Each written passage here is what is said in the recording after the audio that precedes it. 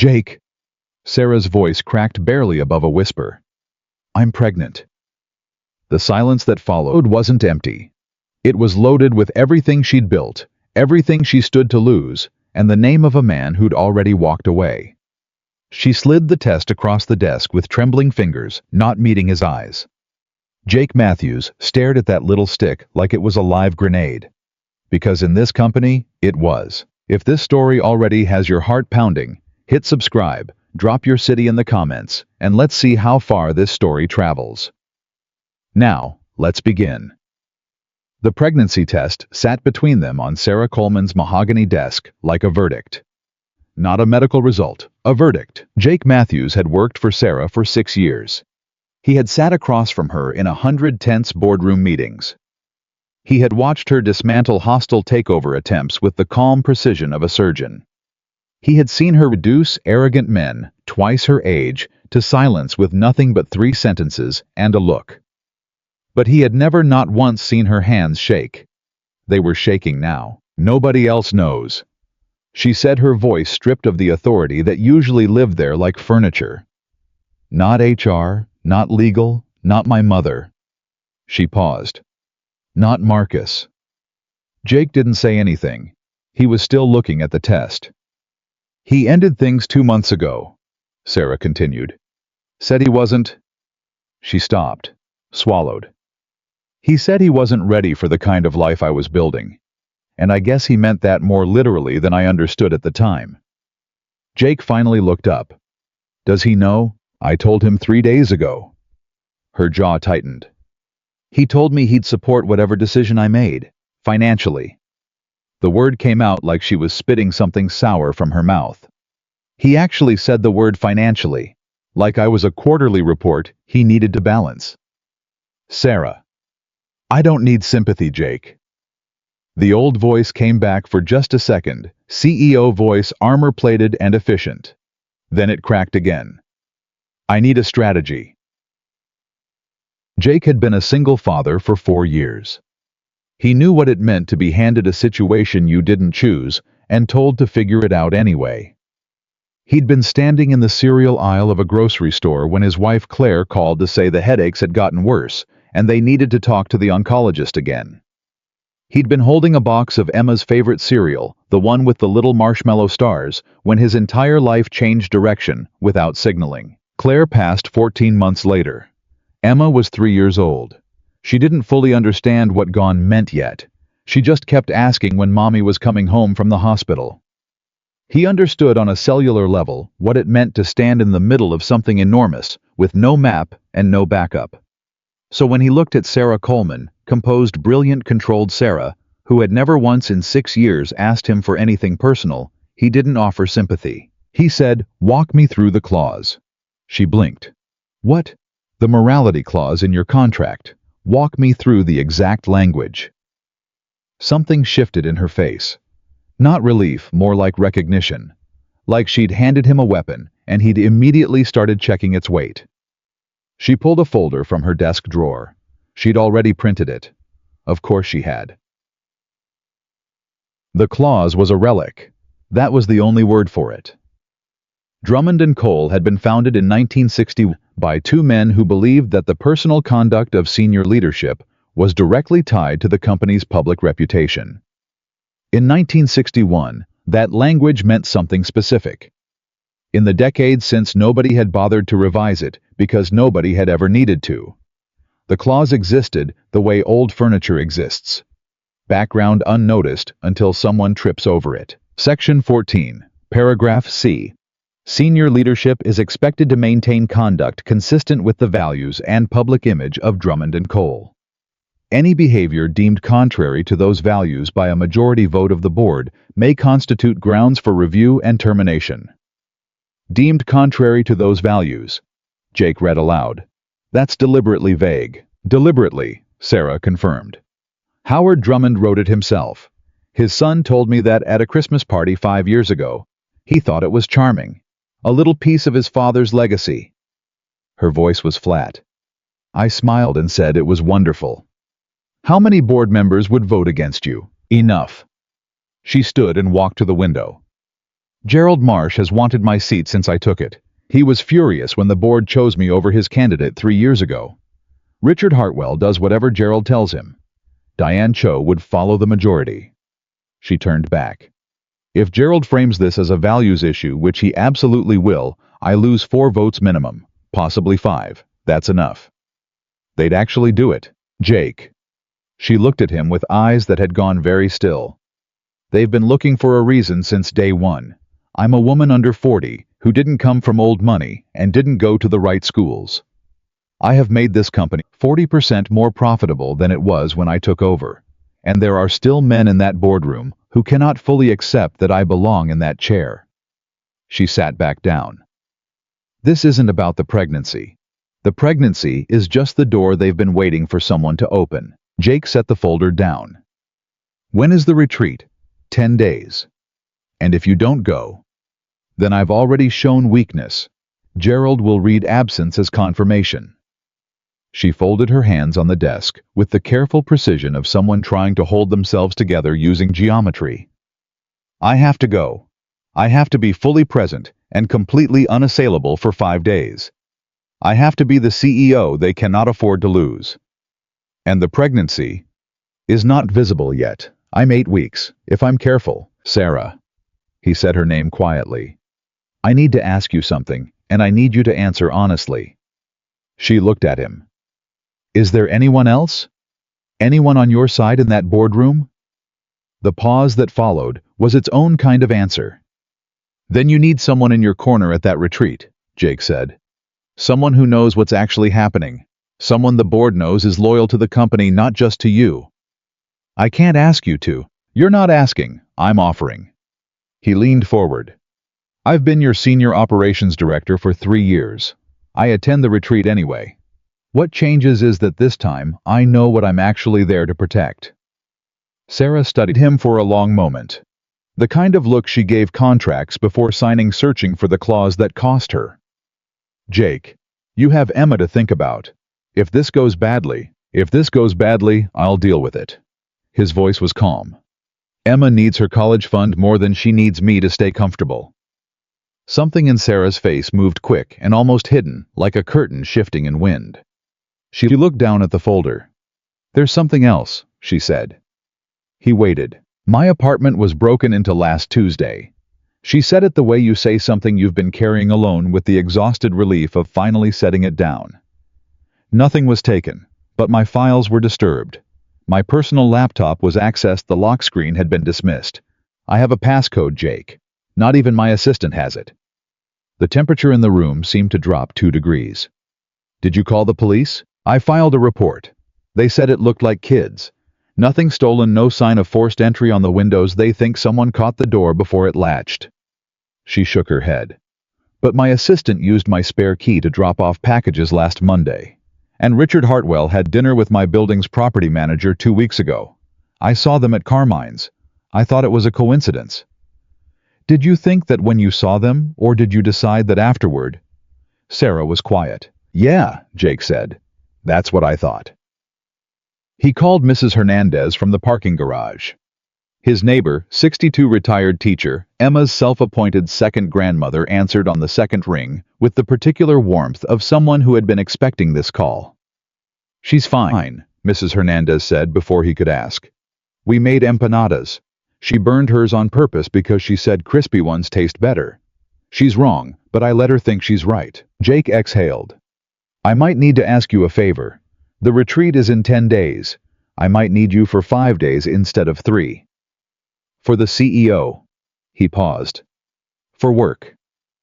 Jake. Mrs. Hernandez had the tone of a woman who had raised 4 children and could hear a partial truth from 3 time zones away. Emma talks, you know.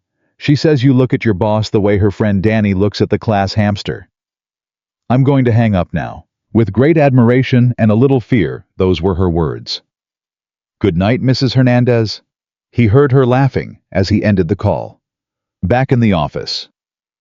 Sarah was standing at her desk, reviewing the retreat agenda when he returned.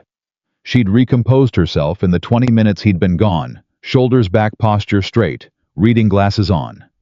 CEO mode, fully restored. He almost said something about it, about how she shouldn't have to do that, reassemble herself like armor every time someone left the room. He didn't. It wasn't his place. Not yet. I pulled the retreat schedule, she said without looking up. Gerald has requested an unscheduled all-hands on the evening of day 2. That's not normal. He told management it was to discuss Q3 strategy. She looked up over her glasses. Gerald hasn't cared about Q3 strategy since 2019. He has people for that. He's staging something. He's been planning something. The question is what he has. She set the agenda down. I need to be 2 steps ahead of whatever he brings into that room. We need to know who else he's been talking to. Jake pulled out his own chair, the one across from her desk, that had over 6 years become unofficially his, and sat down. Megan in finance has been quiet lately. Sarah looked at him sharply.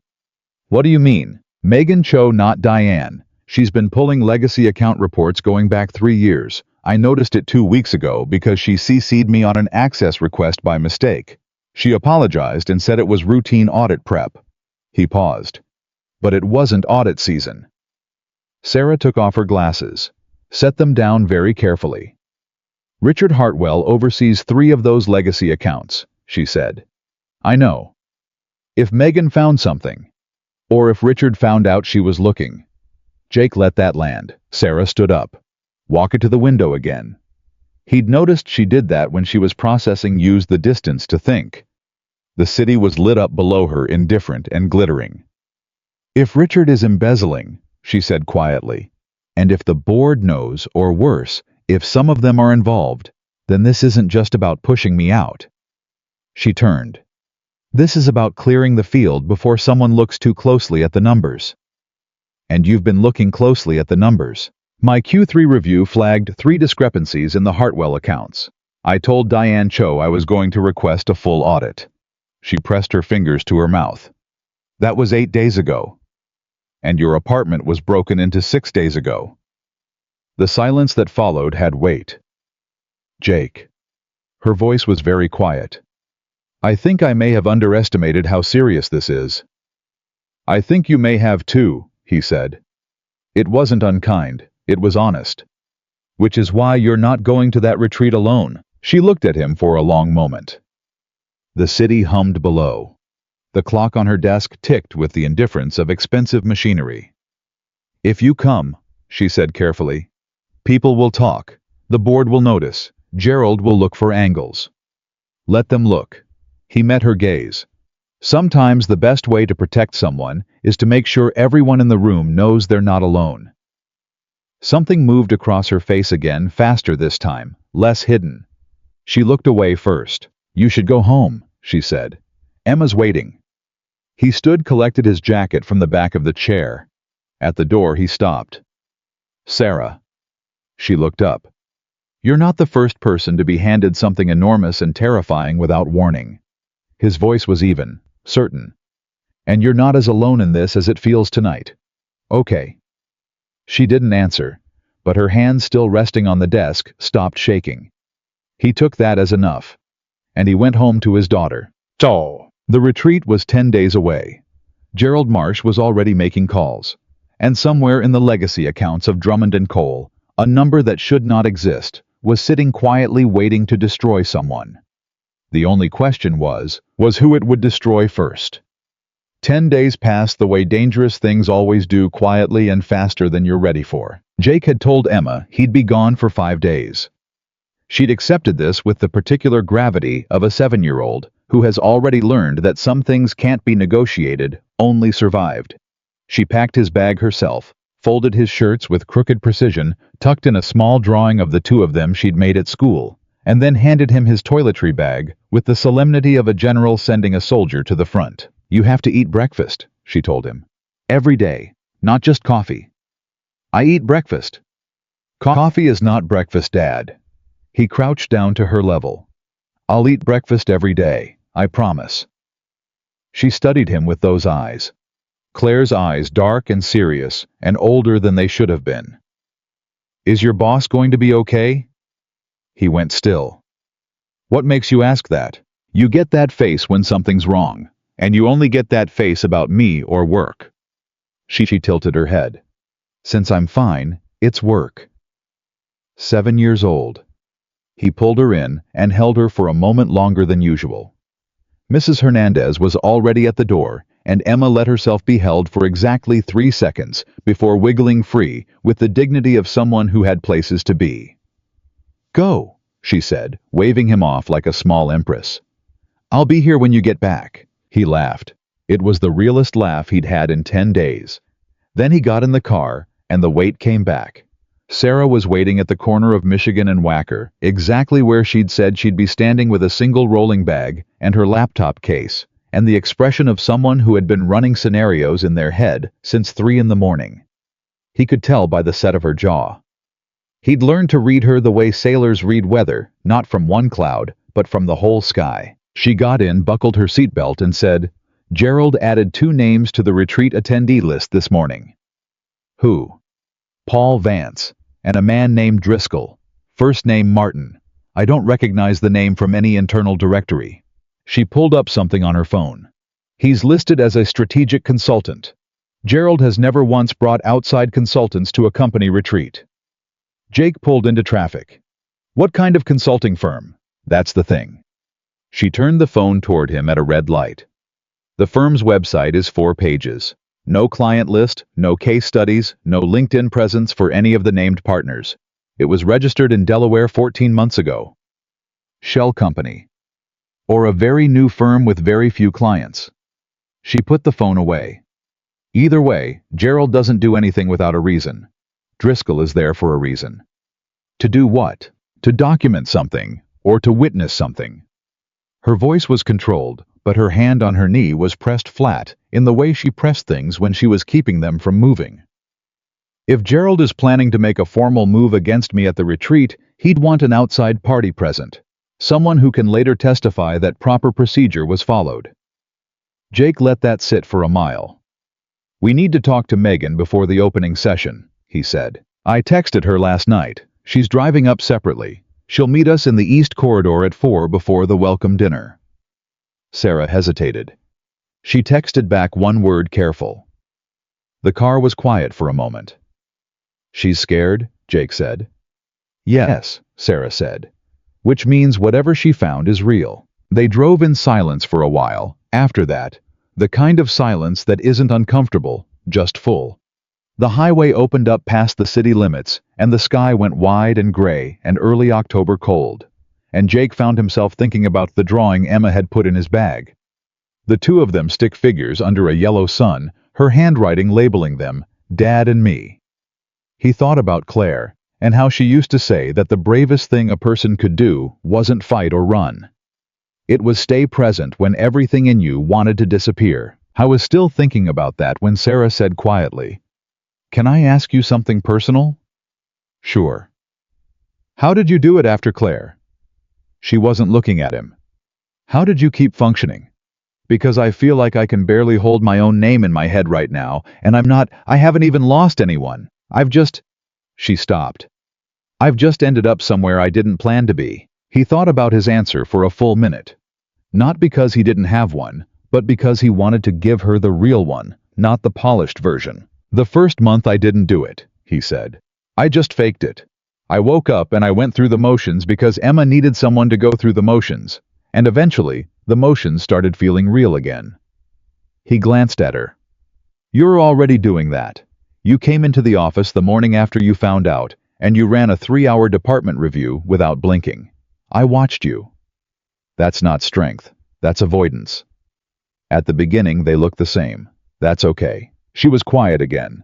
And then she said something he wasn't expecting. "I'm keeping the baby." He nodded. "I know. You knew before I said it. The moment you slid that test across the desk. You didn't ask me to help you decide. You asked me to help you survive the decision you'd already made." He kept his eyes on the road. "That's a different kind of conversation." She let out a breath that sounded like it had been stored up for 2 weeks. "I don't know how to do this. A baby, the company, alone." "You won't be alone." She turned and looked at him. He felt it without looking back. "Jake." "I mean the company," he said carefully. You'll have legal, you'll have HR, you'll have me in your corner professionally. That's what I mean. A pause.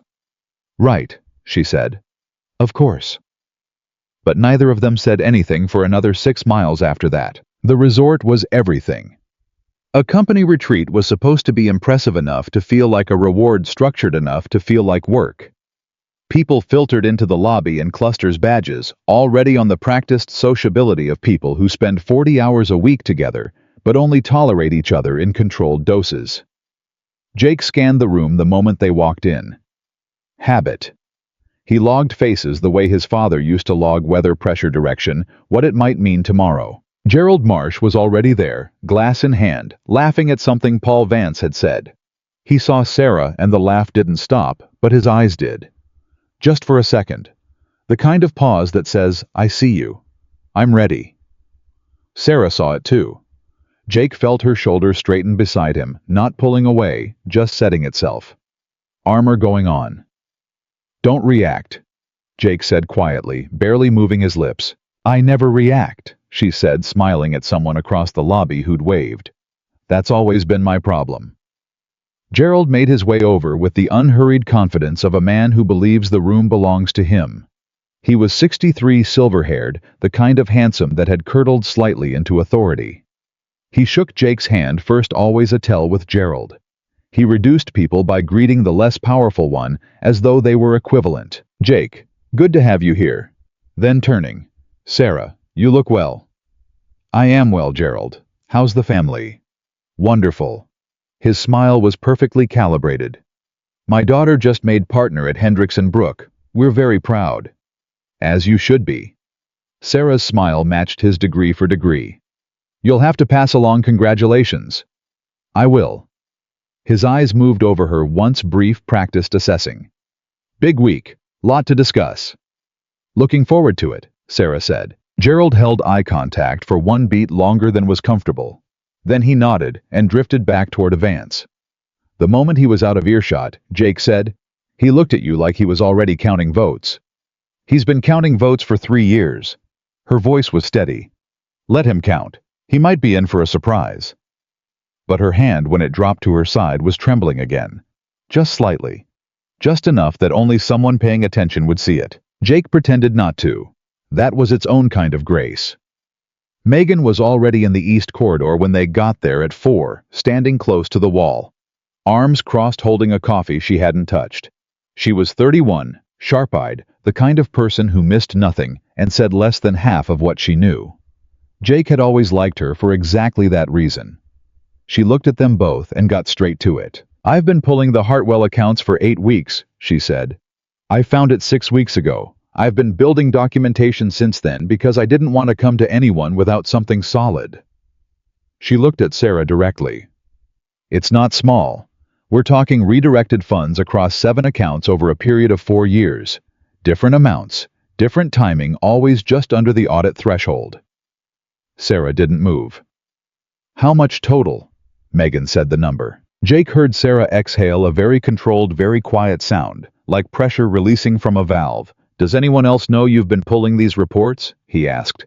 I don't think so. I've been careful. Megan's jaw tightened. But 2 weeks ago, I got a phone call from a blocked number. No one spoke. Just static for about 10 seconds, then a hang-up. She looked down at her untouched coffee. I know that sounds paranoid. It doesn't, Jake said. Not in context. I've been copying everything to an external drive. Megan reached into her bag and produced a slim flash drive, which she placed in Sarah's hand without ceremony. That's a duplicate. I have 2 more in separate locations. She paused. There's one more thing. Tell me, Sarah said. 3 of the redirected accounts have a secondary beneficiary, a holding company called Veristand Capital. Megan looked between them. Martin Driscoll is listed as a director of Veristand Capital. The corridor went very quiet. Jake processed that in about 4 seconds. Gerald hadn't brought Driscoll to witness a board procedure. Gerald had brought Driscoll because Driscoll was connected to Richard, which meant Gerald knew, or Gerald was involved. And if Gerald was involved, then the move against Sarah wasn't just personal ambition. It was cleanup. They were trying to remove her before she found the same thing Megan had just handed her. "Megan," he said carefully, "has anyone approached you at this retreat? Asked you anything unusual?" Gerald stopped me in the lobby and said he was glad I made it. He's never once spoken directly to me in 4 years. Her voice was flat. So yes. Sarah closed her fingers around the flash drive. You understand what this means for you if this goes public. I understand what it means if I stay quiet, Megan said. And that's worse. Sarah looked at her for a moment. Something passed between them.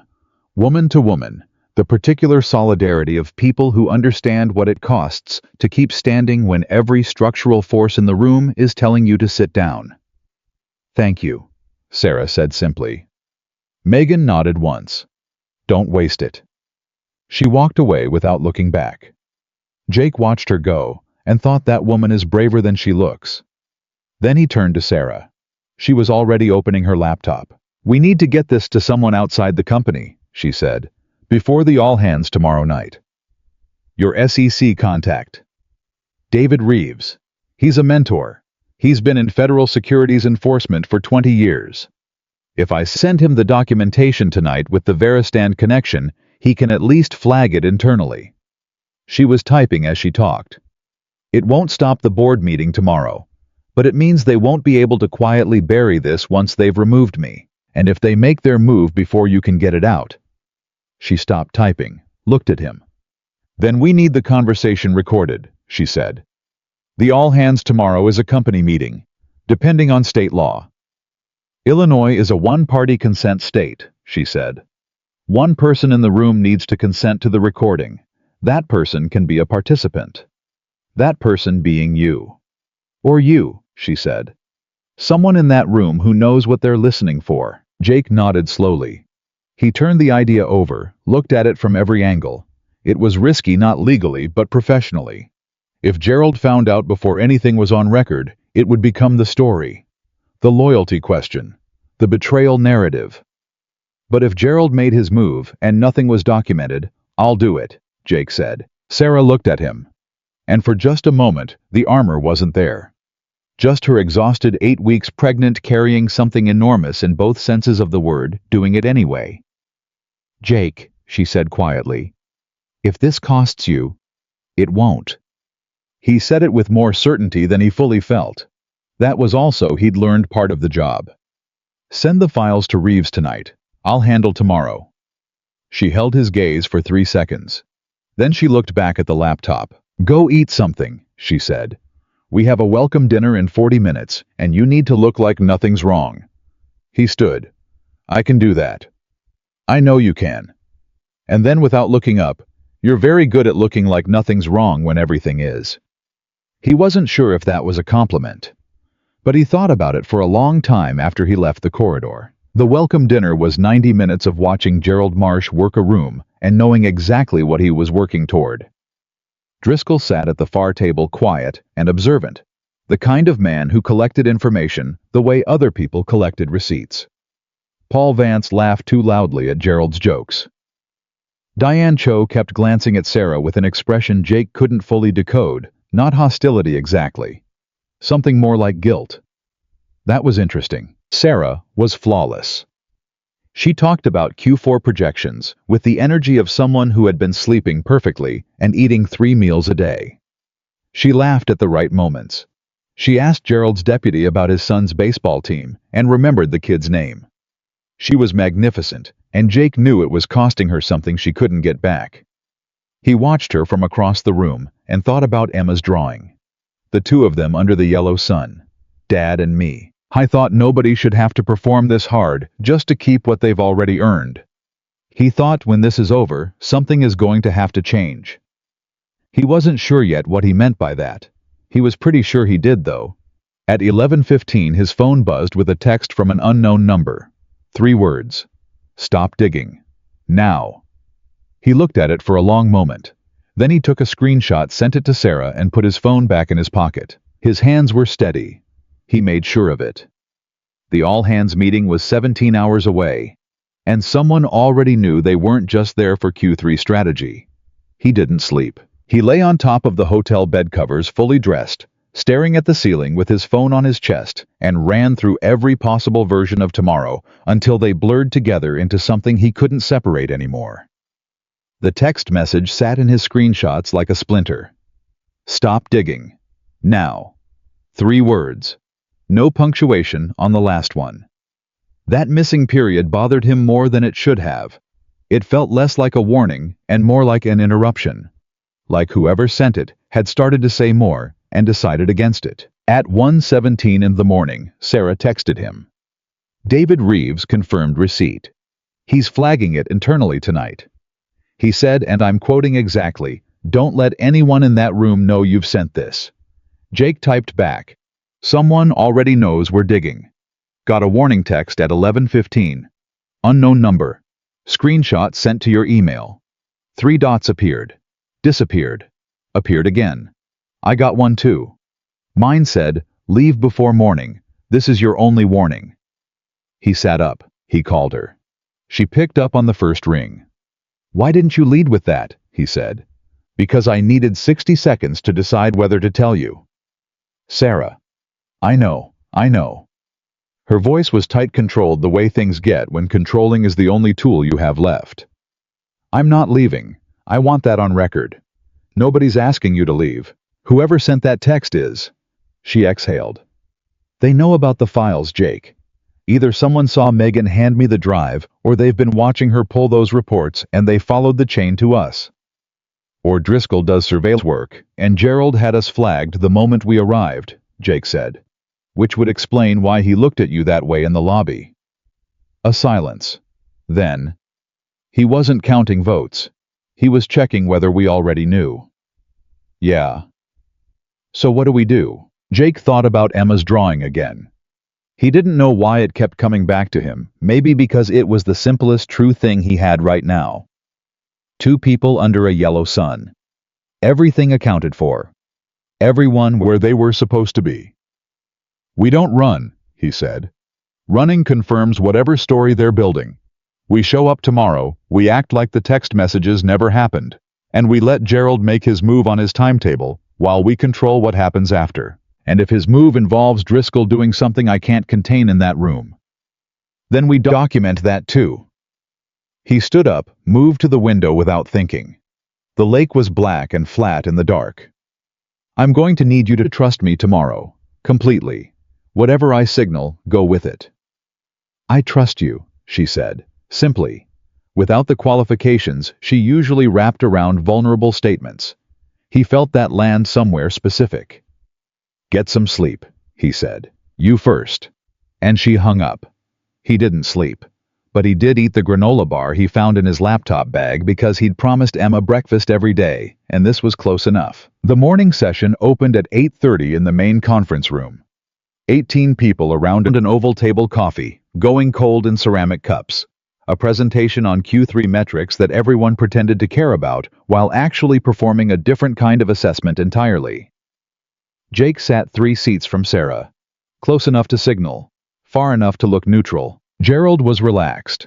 That was the tell. Genuinely relaxed men didn't show up to routine retreats with outside consultants and warning texts. Relaxed was a performance, and Gerald had been performing it since they walked in. Driscoll sat against the wall, not at the table. Observer position. He had a legal pad, and he was writing on it, which nobody did anymore, which meant either he was deliberately old-fashioned, or he didn't want a digital record of his own notes. Jake clocked both possibilities and filed them. The Q3 presentation ended. Howard Tillman from operations started talking about supply chain adjustments. Jake watched Gerald's right hand, which was flat on the table, which was tapping once every 40 seconds, with the particular rhythm of a man waiting for a cue. The cue came at 9:52. Gerald's phone buzzed. He glanced at it. The hand stopped tapping. "I hate to interrupt, Howard," Gerald said, "but I think before we break for the morning session we should address something that affects the leadership integrity of this table." The room shifted. Jake felt it, that collective inhale, the slight straightening of spines. The particular silence of people who know something is happening but haven't decided yet which side they'll be on. Sarah didn't move. Not a muscle. Gerald placed a folder in the center of the table. I've asked our external review consultant Martin Driscoll to share findings from an independent performance assessment conducted over the past 60 days. Jake's hand moved to his jacket pocket. The small digital recorder he'd bought at the pharmacy down the road from the resort that morning, cash receipt discarded, was already running. Had been since he sat down. Driscoll moved from the wall to the table without being invited, the way people do when they've been told the room is already theirs. He opened his own folder.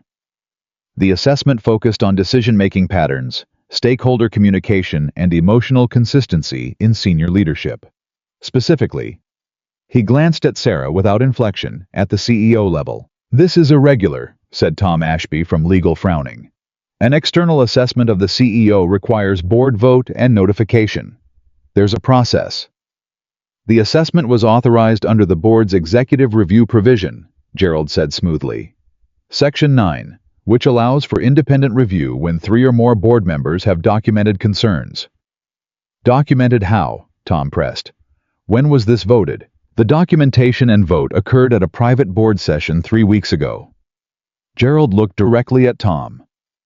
"You weren't notified because the review specifically requires confidentiality during the assessment period. That's also in Section 9. Tom opened his mouth, closed it. Gerald had done his homework. Jake looked at Sarah. She was looking at Gerald with an expression of perfect professional attention, like a person listening to a quarterly report they'd already read. He felt something close to awe. Driscoll began reading from his folder. The assessment was a masterwork of strategic language. Everything technically accurate. Everything selectively framed. Inconsistent communication with the board during critical Q2 decisions. Elevated stress responses, documented in executive meetings. Questions raised about long-term strategic focus. Nothing provable as false. Nothing that would hold up as specific. Just enough fog to make a vote feel reasonable. And then Driscoll said, "Additionally, concerns have been raised regarding Ms. Coleman's personal circumstances and their potential impact on her professional capacity going forward." The room went very still. Jake watched Sarah's face. For 1/2 second, something moved across it. Then it was gone. "Could you be specific?" Sarah said, her voice even and clear. "About what personal circumstances you're referencing?" Driscoll looked at Gerald. Gerald gave the smallest nod. "We're aware," Driscoll said carefully, "that Ms. Coleman may be managing a significant personal development that could affect her availability and focus in the coming months." "I'd like you to say it plainly," Sarah said. "In this room, on the record." Another glance at Gerald. Gerald's jaw tightened slightly. He hadn't expected her to invite the explicit statement. He'd expected deflection or silence, or the particular flustered energy that would make the implication land harder than any direct words. "Ms. Coleman," Gerald said, stepping in, "this is a courtesy conversation. We're simply, you brought an outside consultant to conduct an unauthorized character assessment of a sitting CEO and you're calling it courtesy." Sarah looked at him steadily. "Gerald, I've been running this company for 3 years. I have increased net revenue by 42%. I have closed 4 acquisition deals that this board debated for months before I got there, and resolved them in weeks. And you have brought a man whose firm was registered 14 months ago, and whose only notable directorship is a holding company called Veristand Capital." The room reacted to that, a low ripple of surprise she didn't pause for, "to conduct an assessment you voted on in a meeting I wasn't notified of, on grounds you won't state plainly." She set her hands flat on the table. "So I will state them plainly. You believe my pregnancy affects my fitness for this role, and you're using a morality clause written in 1961 as the mechanism to act on that belief." The room didn't breathe. Gerald's face had gone through 3 different expressions in 4 seconds and settled on something careful. "That's a serious characterization. It's an accurate one." Sarah reached into her own folder, the one Jake had watched her build over 10 days, and slid 3 pages to Tom Ashby. "These are the Hartwell accounts. Specifically the 7 accounts showing redirected funds across a 4-year period, always below audit threshold, all with a secondary beneficiary linked to Veristand Capital." She let that sit for exactly 2 seconds. "Richard, Would you like to explain that before or after Tom does? Richard Hartwell, who had been silent at the far end of the table, went the color of old chalk. Tom Ashby was already reading. Gerald stood up. This is completely out of order. Sit down, Gerald. Tom's voice was quiet and absolutely final. He kept reading. He turned a page. His expression didn't change, but his hand tightened on the paper. Richard, I need you to not say anything right now. Not a single word. He looked up at Driscoll. And you? I don't know who you are or what you were hired to do, but you are going to sit down and not speak until I tell you otherwise. Driscoll sat down. Gerald did not. Tom, these documents are... Gerald. Tom looked at him over the top of the pages, with the expression of a man recalibrating everything he thought he knew about a room he'd been sitting in for 20 years. I need you to stop talking right now, too. The silence that followed was the loudest thing Jake had ever heard in a conference room. And then Richard Hartwell pushed back his chair and walked out. Just walked out. No words. No explanation. Chair scraping on the floor. Door swinging footsteps in the hall. Gone. Tom watched the door close and then looked at Sarah. How long have you had this? The documentation was compiled by a member of our finance team over 8 weeks, Sarah said. It was transmitted to an SEC contact last night. Tom closed his eyes for exactly 3 seconds. Opened them. The SEC has this. As of approximately midnight, yes. Gerald's hand was on the table again. Not tapping now. Just resting there with the stillness of something that has run out of road. Jake exhaled slowly through his nose. He kept his face neutral. He was very good at that. What happened in the next 4 minutes happened fast. Tom called a recess. 2 board members immediately went to make phone calls. Diane Cho looked at Sarah with an expression that had moved fully out of guilt and into something that might have been relief, like a woman who had been dreading a verdict and had just learned the jury was hung. Driscoll collected his papers without speaking and left the room with the quiet efficiency of someone who has decided they were never there. Gerald was still at the table when almost everyone else had gone. He was looking at the documents in front of him, not reading them. Just looking. Like a man staring at the wreckage of something he built and trying to understand at what point the design had failed. Sarah stood. Collected her folder. She stopped beside his chair. Gerald, she said quietly. I have genuinely tried for 3 years to earn your respect. Not your approval. Your respect. Those are different things, and I think you know it. She paused. I'm sorry it went this way. He didn't answer. She didn't wait for him to. She walked out, and Jake fell into step beside her in the hallway, without either of them deciding to. It just happened the way things happen when 2 people have spent enough time in the same direction. You had those documents in your folder the whole time, he said. The whole time. You let Driscoll go through his whole presentation. I needed it on the record. She glanced at him sideways. Is the recorder still running? He pressed stop in his jacket pocket. Not anymore. She made a sound that might have been a laugh. You bought that this morning. Pharmacy on Route 12, cash. You're very good at this. I had a good reason to be. They turned the corner into an empty stretch of corridor, and Sarah stopped walking. Just stopped. And Jake stopped because she did.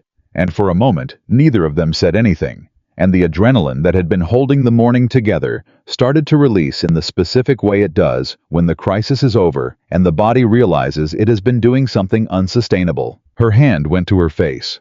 Not crying. Sarah Coleman did not cry in hotel corridors apparently, even after everything but close. The way you get when you are finally for the first time in a long time on the right side of something. It worked, she said. Like she hadn't fully believed it would. It worked, Jake confirmed. She looked at him. And before he could read what was about to happen, she stepped forward and held on arms around his ribs, face turned against his shoulder. The full weight of 10 days of impossible pressure coming to rest against another person just for a moment, just to prove the moment was real. He put his arms around her. It felt like the most natural thing he'd done in 4 years. And then her phone rang. She pulled back, looked at the screen. Her face changed. It's Richard's number, she said.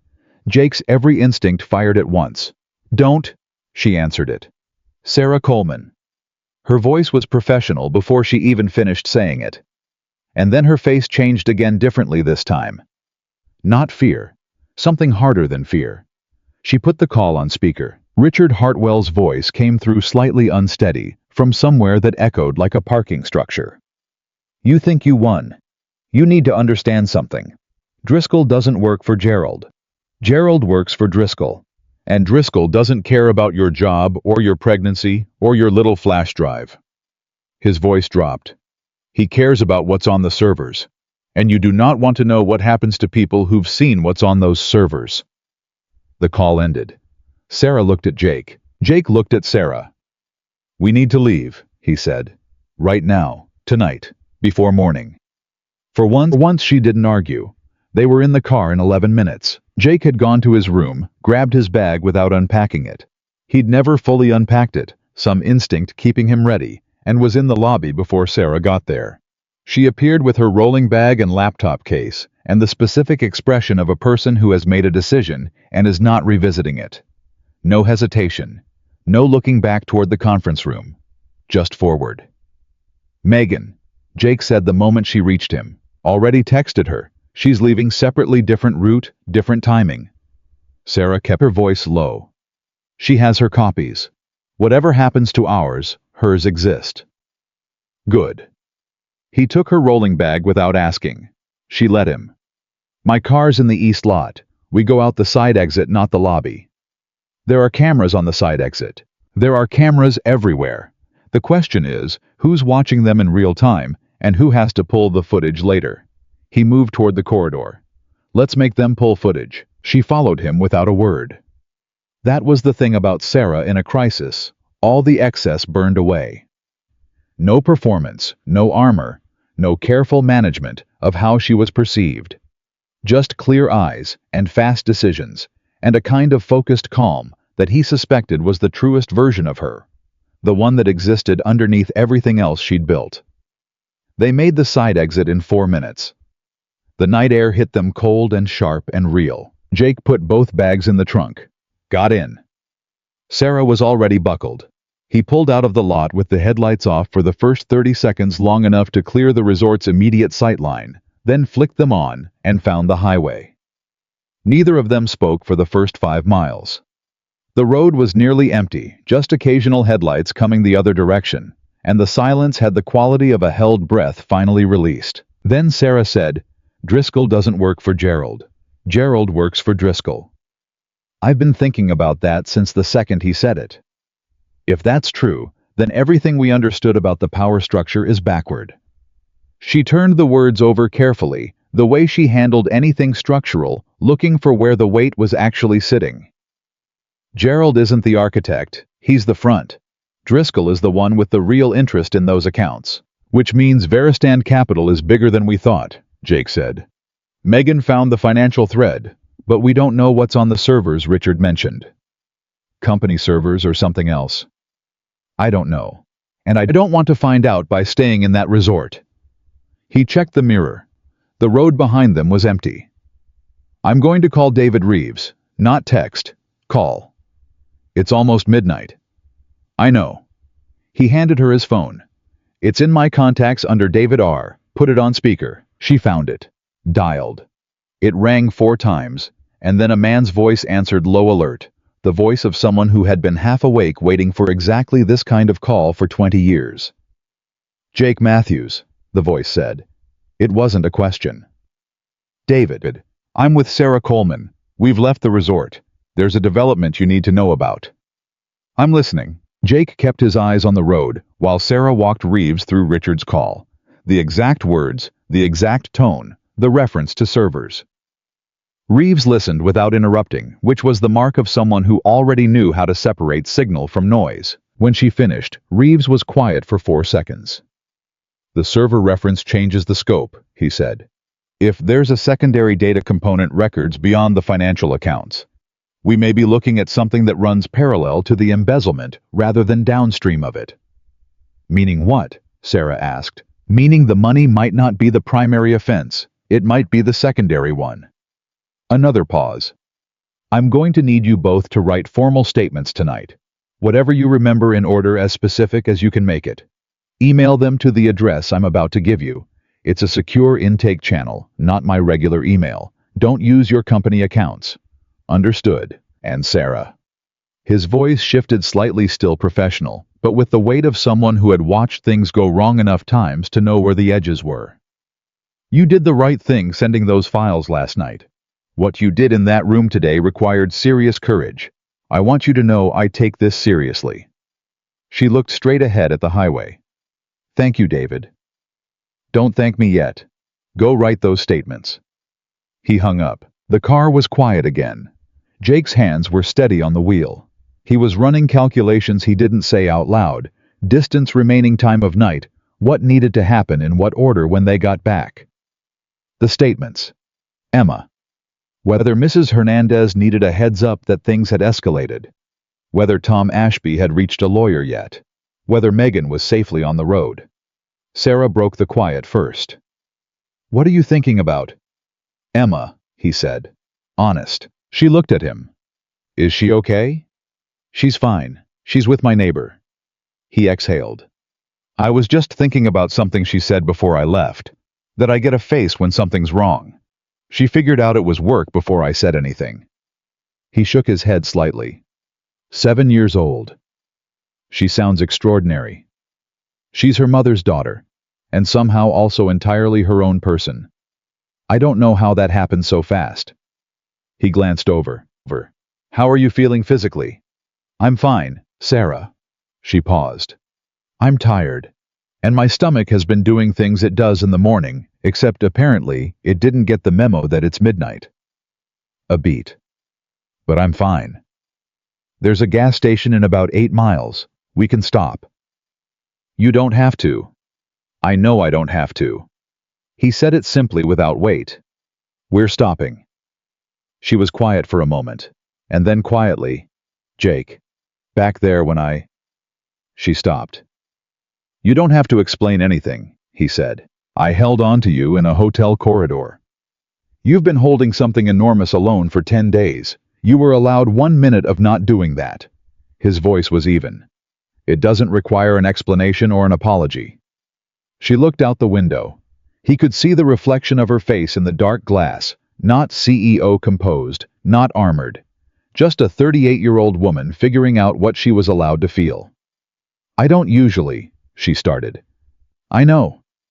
It's not professional. We just fled a corporate retreat with a recorded confession and SEC evidence, while someone's possibly monitoring company servers, Jake said. I think we're a little past strict professional parameters at this point. A sound came out of her that was completely unexpected, a real laugh. Short and genuine and surprised out of her before she could manage it. He felt it like a small unclenching of something in the air between them. Fair point, she said. They stopped at the gas station. He got her crackers and ginger ale from the small cooler section, the specific combination that Mrs. Hernandez had sworn by through 3 pregnancies of her own, and when he set them on the seat beside her without commentary, she looked at them for a second, then looked at him and didn't say anything. But something in her expression did. They were 40 minutes outside Chicago when his phone rang. It was Tom Ashby. Jake, is Sarah with you? She's here. You're on speaker. Good. Tom's voice had the clipped efficiency of a man who had spent the last 3 hours making calls. Richard Hartwell was detained at the resort by 2 federal agents approximately 90 minutes ago. I don't know the full basis yet, but Reeves' office moved fast. A pause. Martin Driscoll is gone. He checked out of the resort 20 minutes after you left, and no one knows where he went. Jake felt Sarah go still beside him. Gerald, she asked. Gerald is cooperating, fully. Tom's tone on those 2 words was complicated. It appears Gerald's involvement was more passive than it looked. Driscoll recruited him, not the other way around. Gerald knew about the redirected funds and said nothing, which makes him legally compromised, but he was not the architect. He was, as your friend apparently said, working for Driscoll. A long exhale. Gerald tendered his resignation from the board 40 minutes ago. His attorney advised it. The car was very quiet. Tom, Sarah said carefully, What happens to my position? That is what I've been spending the last 2 hours on the phone about. Another pause, the kind that has weight. The board is convening an emergency session tomorrow morning. Remote. I've spoken to 6 of the 9 members. The consensus is... He stopped, and Jake could hear him choosing his words. The consensus is that what you did today in that room demonstrated exactly the kind of leadership this company needs, and that the assessment Driscoll presented is now entirely discredited given his connections to the accounts you exposed. He cleared his throat. There will be a formal reinstatement motion. I expect it to pass with 7 votes minimum. Sarah's hand went to her mouth. Tom, she said when she could. You should also know, he continued, that Diane Cho has asked to speak with you directly. She has documentation of her own correspondence between Gerald and Driscoll going back 18 months. She's been sitting on it because she didn't know who she could trust. A pause. She said to tell you she's sorry it took her this long. Tell her... Sarah stopped. Started again. Tell her I'll call her tomorrow. I will. Tom's voice softened slightly, which was unusual enough to register. Get some rest, Sarah. You've earned it. He hung up. The highway hummed under them. Chicago's distant glow was starting to show on the horizon, that particular pre-city brightening of the sky that means you're almost somewhere. Jake waited. He'd learned that Sarah processed in layers, and that pushing in on the first layer got you a managed response. If he waited, he got the real one. It took about 90 seconds. 7 votes, she said. At least 7. I didn't think... She stopped. Her voice was doing something it rarely did, which was becoming unsteady from something other than fear. I built a case. I walked into that room. I said the words. But I didn't actually let myself believe it would work, because if I believed it and it didn't... It worked, Jake said. It worked. She repeated it like she was testing how it felt. Because of Megan pulling those reports for 8 weeks. Because of you buying a recorder at a pharmacy at 7 in the morning. Because of David Reeves picking up at midnight. She looked at him. Because you didn't let me go to that retreat alone. You would have figured out another way. Maybe, but this way was better. She paused. You're very hard to adequately thank. Do you know that... You can promote me, he said. That'll cover it. She laughed again, that real one, the one she couldn't manage before it came out. And then she said very quietly, Vice President. He glanced at her. I've been thinking about it since the Q2 review, she said. It was already on my list before any of this. You run operations with a better instinct than people I've paid twice your salary. And now I've watched you function under the kind of pressure that breaks most people, and you didn't break. She was looking straight ahead now. VP of Operations. It's yours if you want it. He let that settle for a moment. The city lights were growing. The highway was finding its familiar density, other cars joining them. The world normalizing itself 1 mile at a time. I want it, he said. And I would have wanted it whether or not any of this week happened. I just want that noted. Noted, she said. A mile passed. Jake? Yeah. What do you tell Emma about this week? About... She gestured vaguely, which on Sarah Coleman meant everything she couldn't find words for. About everything. I tell her the truth, age appropriately. Which means what? He thought about it. I tell her that my boss is someone worth going to bat for, and that doing the right thing is usually harder than doing the easy thing, but it's also usually the thing you don't regret. He glanced over. She'll probably ask if my boss is nice. She asks that about everyone. What will you say? I'll say you're complicated, he said, but the good kind. Something moved across Sarah's face, warm and unguarded and real. She looked away before it could become something she'd feel the need to qualify. They were 20 minutes from the city when the second call came. Not Tom this time. Not Reeves, unknown number. Jake answered it before Sarah could. Matthews, silence. Then a voice he didn't recognize, male, unhurried, with the particular ease of someone who has never once needed to perform confidence because the real thing came naturally. Mr. Matthews, I represent certain interests connected to the Veristand matter.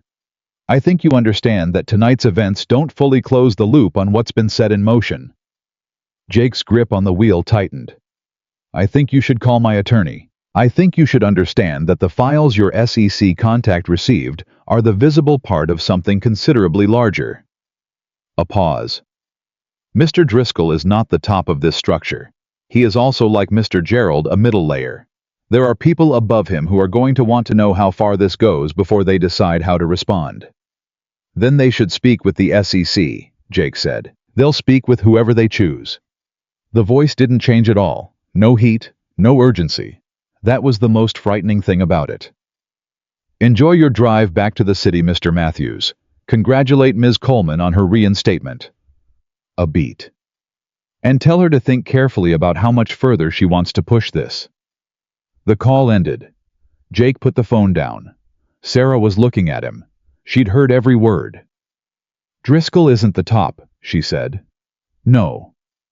There's someone above him. That's what he said. She was quiet for 3 seconds. Then, David Reeves needs to know about this call. Tonight. Right now. Yes. And we need a lawyer. Our own. Not company counsel, someone completely separate. Agreed. And... Her voice caught slightly on the next part. Just slightly. And I need to know that you understand what this means. If this is bigger than Driscoll. If there are people above him who feel exposed. She looked at him with eyes that were clear and scared and decided all three at once. This doesn't end with Gerald's resignation and Richard's detention. This could become something that follows us. Jake looked at the road ahead. The city was close now, its lights filling the sky with that particular amber warmth that means home, means familiar. Means the place where the people you love are sleeping safely and trusting you to come back the same person you were when you left. He thought about Emma, about the drawing, about Claire who had faced something enormous and done it with her eyes open. I thought about Sarah in that conference room. Hands flat on the table, voice steady, saying the true thing out loud, when every calculation argued for silence. I know what it means, he said. I'm still here. She held his gaze for a long moment.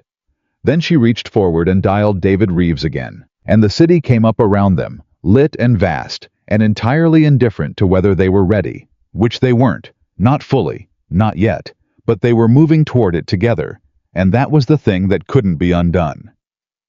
David Reeves answered on the second ring this time. He listened to the recording Jake had made of the call. Jake had hit record on instinct the moment the unknown number appeared. 4 weeks of operating on pure instinct, having rewired something in him, and when it finished, Reeves was quiet long enough that Sarah leaned slightly toward the phone to confirm the call was still connected. Still here, Reeves said. I'm thinking. Think out loud, Sarah said. The voice on that call knew you'd been reinstated before any public announcement. That means either they have someone inside the board communication chain, or they have something broader. A pause. The reference to Driscoll as a middle layer is consistent with a pattern we've seen in 3 other cases in the last 18 months. Financial restructuring vehicles, shell companies, redirected accounts used as the funding mechanism for something we haven't fully mapped yet. His voice was careful. I can't tell you more than that right now, but I can tell you that what you handed us last night didn't just open a case against Richard Hartwell. It opened a door we've been trying to find the handle on for a long time. Sarah looked at Jake. Jake kept his eyes on the road. Are we in danger? She asked. Direct, no softening. I'm going to have 2 agents make contact with you tomorrow morning, Reeves said. Not because I believe you're in immediate danger, but because I want a documented record of that phone call, and I want you both briefed on what to do if contact is made again. A beat. Don't answer unknown numbers until you've spoken to them. Don't discuss the case on company lines. And Sarah, get that personal lawyer tonight. Not tomorrow. Tonight. I have someone in mind, she said. Good. His voice shifted slightly the way it had the night before, just a degree warmer. You've both handled this with more composure than most trained professionals I've worked with. I mean that. He hung up. The city was fully around them now. Streetlights, intersections. The familiar geography of the life they'd left 5 days ago, reassembling itself outside the windows. Jake took the exit toward Sarah's building without discussing it. She didn't comment on the assumption. It was the right call, and they both knew it. He parked, turned off the engine. Neither of them moved for a moment. "You're not going home yet," Sarah said. "It wasn't a question. I'm making sure you're inside and the door is locked and your lawyer is called," he said. "Then I'm going home. You have Emma. Emma is asleep, and Mrs. Hernandez has a key and a phone and is an extremely capable woman." He got out of the car, took both bags from the trunk. "Come on." She got out. They went up. Her apartment was exactly as she'd left it, the particular stillness of a space that's been empty and knows it. She went straight to her desk, pulled up a contact on her phone, and was dialing before Jake had set the bags down. He listened to half a conversation that confirmed her lawyer was named Patricia, that Patricia was apparently accustomed to being called after midnight, and that Patricia said 3 things in a row that made Sarah's posture relax by degrees, like scaffolding coming down from a building that had been repaired. When she hung up, she said, "Patricia says the reinstatement makes the morality clause challenge significantly harder, and that the SEC involvement reframes the entire board action as potentially retaliatory, which changes the legal exposure completely." She set the phone down. She also said she's proud of me, which made me feel 7 years old in the best possible way. "Good lawyers do that," Jake said. Sarah looked at him across the room. And something in the space between them had changed, not dramatically, not with any announcement, but the way a room changes when the last window finally gets opened and the air that's been sitting too long moves again. "Jake," she said, "I know. You don't know what I was going to say. You were going to say something careful and measured about professional boundaries and appropriate context and the importance of not misreading a high-stress situation." She blinked. "That's fairly accurate. And none of it is wrong," he said. "You're not wrong to think it." He leaned against the doorframe. "But I also sat across from you for 6 years and watched you do something remarkable every single day. And I drove to Lake Geneva knowing what we were walking into, and I bought a recorder at 7 in the morning, and I held on in that corridor, and I meant it." He said it simply. No performance. Just the plain truth, which was the only language he trusted anymore. "That's not a high-stress situation reading. That's a 6-year reading." She was very still. "You have Emma," she said. "Emma has a drawing on the fridge of her dad and her under a yellow sun. She has never once drawn just herself. She keeps making room." His voice was even. "She's been making room for a while. I've just been slow to see it." Sarah pressed her lips together. Her eyes were doing the thing they'd been doing all week, holding something in until the container got too full. "I'm having a baby, Jake." "I know. It's not a small thing to walk toward." "I know that too." He pushed off the doorframe, crossed the room to where she was standing, and stopped close enough that she had to look up slightly. "I walked toward a 7-year-old once. Alone. Terrified. And the most important thing I've ever done." He held her gaze. "I'm not afraid of a baby. I'm not afraid of complicated. I spent 4 years being afraid of the wrong things, and I'm done with it." She looked at him for a long moment, that contract reading look, searching for the clause that cost her. And then, something in it shifted, open, decided. "You're very certain for someone standing in my living room at 1 in the morning, she said. But her voice had changed. The armor was completely gone. "I've been certain for a while," he said. "I've just been professional about it." She laughed, that real one, the one that came out before she could manage it, and then she stopped laughing because he was still close, and she was still looking at him, and the moment had weight. "Okay," she said quietly. "Okay what?" "Okay." She said it again like it meant everything she didn't have more words for. "Just okay." He reached out and tucked a strand of hair behind her ear, slow and deliberate. She didn't move away. "Get some sleep," he said. "I'll call you in the morning." She caught his hand before he could step back, held it for just a moment. "Thank you," she said, "for all of it, for every specific part of it." "You don't have to thank me." "I know I don't have to. That's why I mean it." He squeezed her hand once. Then he let go and went to the door. "Jake." Her voice was quiet behind him. He turned. "Don't leave me alone tonight." She said it simply, without drama, without the vulnerability being dressed up as anything other than what it was. I don't mean I just mean. Don't go yet. He looked at her for a moment. And then he said with the particular dry warmth that was the most honest version of his humor. So where do I sleep? She blinked. And then she smiled. Really smiled, the full one. The one he'd been cataloging in the background of 6 years without letting himself name what he was doing. The couch is very comfortable. I'll get you a blanket. The couch is fine. It's actually a very good couch. Sarah. I'm just saying it's better than most couches. I know. Go get the blanket. She went to get the blanket, and he heard her moving through the apartment, and he sat down on what was indeed a very good couch, and somewhere across the city, Emma was sleeping with the uncomplicated faith of a child who trusts her father to come home. And the night was almost over, and everything that had broken open was still open, but differently now, not wound open, more like a window. I was asleep before Sarah came back with the blanket. She stood there for a moment looking at him. This man who had bought a recorder at a pharmacy, who remembered her crackers and ginger ale, who had sat across from her for 6 years and seen her clearly when almost no one else had bothered to look. She put the blanket over him without waking him. She stood there one moment longer than was strictly necessary. Then she went to bed. It was the first full night's sleep either of them had gotten in 2 weeks.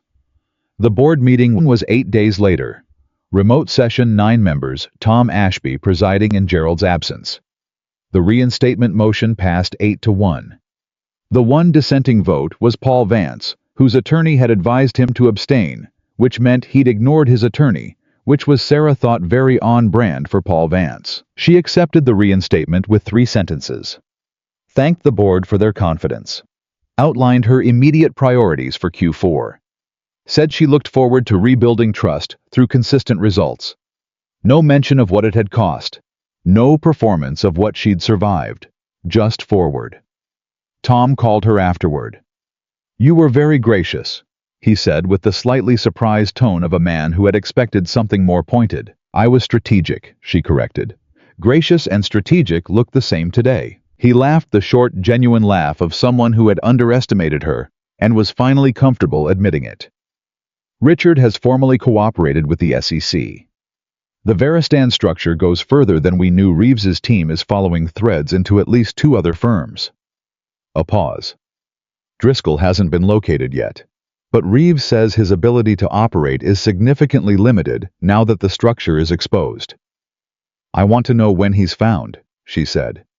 You'll know. Jake's promotion was announced the following Monday in a company-wide memo that Sarah wrote herself, which was unusual.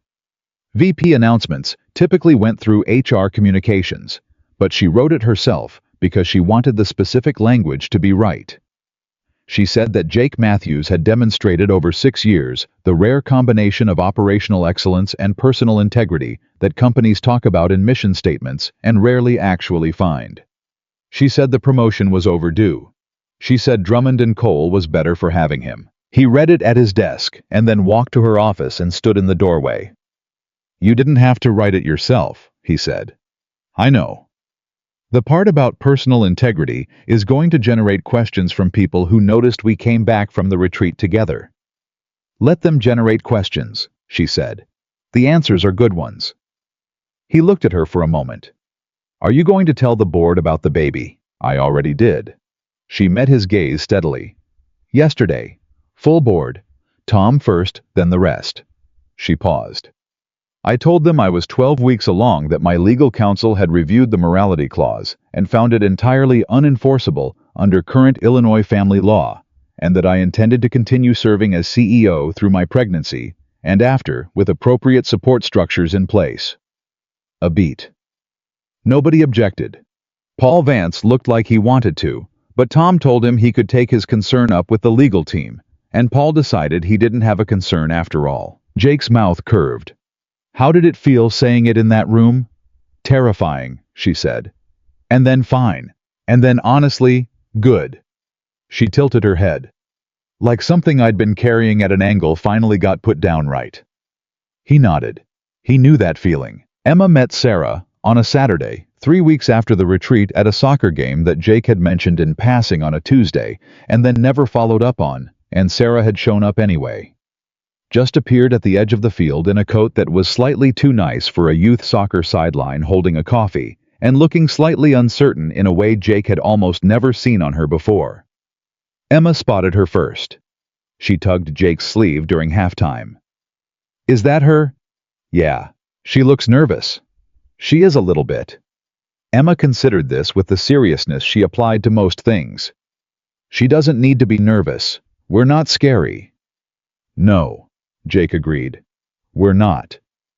Emma walked over with the straightforward confidence of a child who hasn't yet learned to perform casualness. "Hi, I'm Emma. My dad says you're his boss, but he says it like you're also his friend." Sarah crouched down to Emma's level naturally without making it a production. "He's right on both counts. I'm Sarah." "I know. He talks about work a lot, and your name comes up the most." Emma tilted her head. "Are you okay? You look like you might be cold." "I am a little cold," Sarah admitted. "We have an extra blanket in the bag. Dad always brings two because I get cold even when I say I won't." She turned and yelled without any self-consciousness whatsoever. "Dad, Sarah's cold. Bring the extra blanket." Jake, who had been watching this from 15 feet away, with his heart doing something complicated in his chest, brought the blanket. Sarah looked up at him over Emma's head with an expression that was entirely unmanaged, open and surprised, and moved in a way she hadn't been prepared for. He gave her the blanket. She wrapped it around her shoulders. Emma patted it once, confirming it was secure, then ran back to her teammates with the task completed. "She patted the blanket," Sarah said. "She's very thorough. She patted it." Sarah was still looking at the field where Emma was rejoining her team, small and quick and entirely certain of her place in the world. She was just taking care of you," Jake said. "Yeah, she does that." He stood beside her close enough that their arms touched. "She gets it from her mother." Sarah was quiet for a moment. Then she said, "I'm going to be a mother." "You are. That's—" She stopped, started again. "I've run a company. I've faced a board trying to take me apart. I've driven through the night with SEC evidence and a threatening phone call. But standing here watching that 7-year-old pat a blanket onto my shoulders." Her voice went slightly unsteady. "This is the thing that makes it real." He didn't say anything. Sometimes the right thing was just to stand next to someone while they felt something true. Emma scored a goal in the second half. She looked directly at both of them when she did. Just for a second. Then she ran back to center field like it was nothing. It wasn't nothing. The shareholder meeting was on a Thursday in November gray sky, the kind of Chicago morning that had a specific weight. Sarah stood at the front of the room in a blazer that no longer fully buttoned, which she had decided was a feature rather than a problem, and delivered the Q3 report with the same precision and forward momentum that had characterized every presentation she had given in this building for 3 years. She was visibly pregnant. She did not mention it. She did not explain it. She did not apologize for it, or contextualize it, or soften it into something more palatable. She simply stood there and did her job, and the job was excellent, and after 20 minutes, there was no one in the room who was thinking about anything other than the numbers and the plan, and the person holding both of them with complete authority. Jake was in the second row. He'd worn the good jacket. Emma had inspected it and approved it that morning with a thumbs up that carried the gravity of a benediction. When Sarah finished, and the room responded with the particular energy of people who have been reminded why they invested in something, she glanced at Jake for exactly 1 second. Not for reassurance, she didn't need that anymore. Not from him, not from anyone in that room. It was something else. An acknowledgement. A shared understanding of what the road had looked like and how it felt to be standing on this end of it. He gave her the smallest nod. She turned back to the room. Later, much later, after the meeting and the calls, and Emma's homework and dinner that Jake cooked because Sarah's attempts at cooking had become a running gentle joke between the three of them.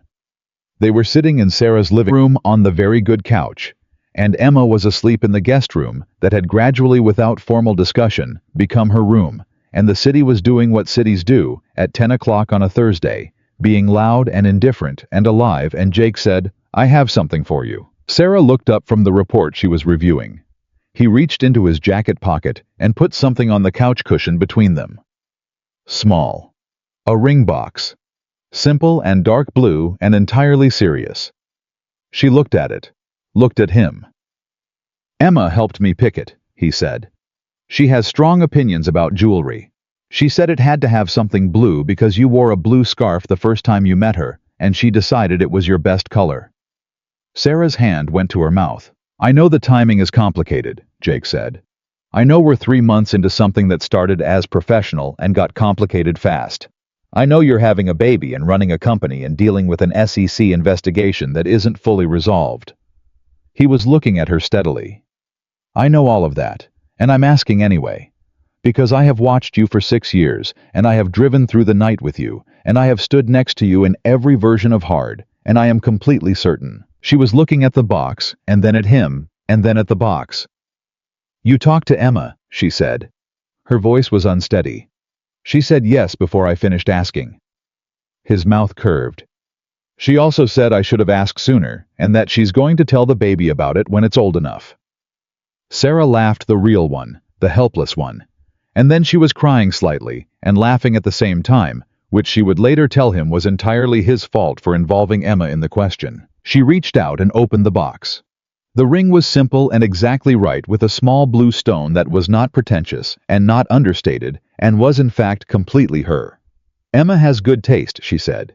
She does. She looked at him. Her eyes were clear now, the decision already made, the way her decisions always were before she finished thinking, because she was someone who knew her own mind when she let herself. Yes, she said. Not with drama, not with a performance. Just yes, plain and certain and final. He put the ring on her finger. It fit perfectly because he'd borrowed a ring from her jewelry box and brought it to the jeweler and said nothing about it, which Emma had somehow kept secret for 11 days, which was Jake privately thought the most impressive thing his daughter had ever done. Sarah held her hand up and looked at it. You stole a ring from my jewelry box. Borrowed. You and Emma conspired against me. We conspired for you, technically. She put her hand down and leaned into him on the very good couch, and he put his arm around her, and the city kept doing what it did. And somewhere down the hall, Emma slept with the uncomplicated certainty of a child who knew exactly how the story was going to go even before the grown-ups did. The baby was born on a Tuesday in April, which was, Emma declared solemnly, the best day of the week. She had prepared a list of approved names organized by category, because she was her father's daughter, and presented it at the hospital with the precision of a small executive. Sarah looked at the list and then at Jake with an expression that was pure exhausted joy. She made a spreadsheet, Sarah said. She did. She's 7. She'll be 8 in June. She's been preparing. They named the baby Clara, which was 3rd on Emma's list, and 1st in the room when they said it out loud, and it fit. Emma approved it with a single nod, and immediately began explaining to her new sister, who was approximately 4 hours old. The important thing she would need to know that their dad was the best person, but slow in the mornings, that the couch was very comfortable, that blue was the best color, and that the people who love you will show up even when it's hard, even when it costs something, even when nobody asked them to, which was, Jake thought, holding Clara while Sarah slept, and Emma talked softly beside him. The truest thing anyone had said in a very long time. He looked at the two of them, the daughter who had always made room, the woman who had learned to let someone in, and he thought about yellow suns in crayon and recorders from pharmacies and ginger ale at midnight, and the particular grace of being chosen fully and clearly by someone who knows exactly what they're choosing. Outside Chicago went on being Chicago, loud and indifferent and vast. Inside everything was exactly right.